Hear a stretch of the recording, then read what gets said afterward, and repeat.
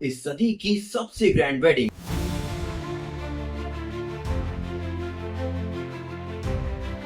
से सराहा जा रहा है उसके संस्कार, भारतीय रीति रिवाजों और मेहमान नवाजी के लिए।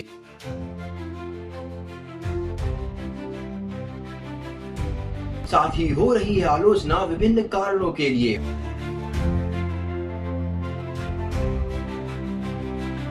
पर क्या आप जानते हैं कि 5,000 करोड़ रुपयों की लागत में होने वाली इस शादी समारोह में, जिसमें सिर्फ 56 भोग ही नहीं बल्कि 2500 तरह के पकवान परोसे गए, तो शादी समारोह से हमारे देश की अर्थव्यवस्था पर क्या असर पड़ा? तो आइए आज की इस वीडियो में हम जानते हैं कि इस ग्रैंड अंबानी वेडिंग का क्या पड़ा है हमारे देश की अर्थव्यवस्था पर असर।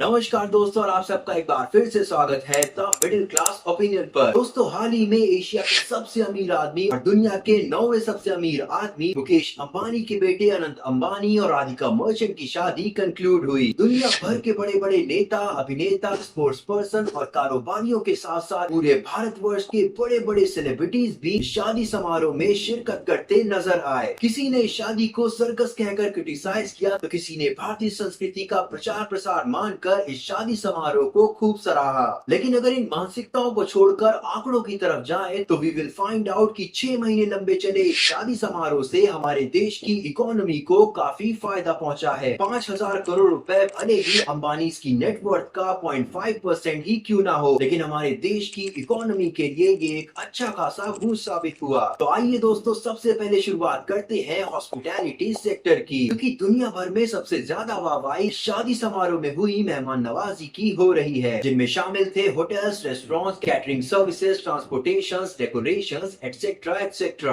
लोकल बिजनेसेस से शुरू करते हुए ट्रैवल एजेंसीज, डेकोरेटर्स और फ्लोरिस्ट से होते हुए शादी समारोह में सर्विसेज प्रोवाइड करने वाले वेटर्स तक, प्री वेडिंग से लेकर के रिसेप्शन तक के टाइम पीरियड में करीबन 1 लाख रोजगार जनरेट हुए, जिसके चलते लोकल इकोनॉमी को काफी ज्यादा फायदा हुआ है। इनमें cutlery art, transportation, event management, decoration और क्राफ्टमैनशिप जैसे सेक्टर्स शामिल थे। इसके अलावा अगर टूरिज्म सेक्टर की बात करें, तो जामनगर, राजकोट व उनके आसपास के इलाकों में 200 से ज्यादा होटल्स करीबन 3 महीनों के लिए लगातार फुल ऑक्यूपेंसी पर रहे, क्योंकि प्री वेडिंग फंक्शंस के चलते जामनगर को वर्ल्ड लेवल पर एक्सपोजर मिला, जिसकी वजह से यहाँ पर हजारों लाखों टूरिस्ट ने विजिट किया। और इस पॉपुलैरिटी के चलते जामनगर का इंफ्रास्ट्रक्चर भी काफी ज्यादा डेवलप हुआ। आपको बता दें कि जामनगर में करीबन 500 किलोमीटर से ज्यादा के रोड नेटवर्क को रेनोवेट किया गया, ट्रांसपोर्टेशन एफिशिएंसी डेवलप की गई, हॉर्टिकल्चर इंप्रूवमेंट्स किए गए और सबसे ज्यादा उल्लेखनीय डेवलपमेंट्स में से एक रहा वैली ऑफ गॉड, जिसमें की कुल 22 मंदिर है और जो कि भारत की प्राचीन भावना व शैली को दर्शाते हैं। और इन्हीं सारे डेवलपमेंट्स के चलते ही कई सारे लोगों को रोजगार मिले और इंफ्रास्ट्रक्चर और टूरिज्म डिपार्टमेंट में भी तेजी आई। वहीं इकोनॉमिक ग्रोथ के साथ ही साथ एनवायरमेंट और सस्टेनेबिलिटी का भी इस वेडिंग में खास ध्यान रखा गया, क्योंकि इस पूरी वेडिंग में एनवायरमेंट फ्रेंडली ट्रांसपोर्टेशन ऑप्शंस थे, जिनमें शामिल थी 300 के करीब बैटरी ऑपरेटेड कार, 500 के करीब इलेक्ट्रिक गोल्फ कार्स और 100 इलेक्ट्रिक व हाइड्रोलिक व्हीकल्स भी। इसी के साथ ही साथ इस शादी समारोह में eco friendly waste management practices भी अपनाई गयी, जिससे कि ज्यादा से ज्यादा पोल्यूशन से बचा जा सके। तो कुल मिलाकर विवाह संपन्न हुआ।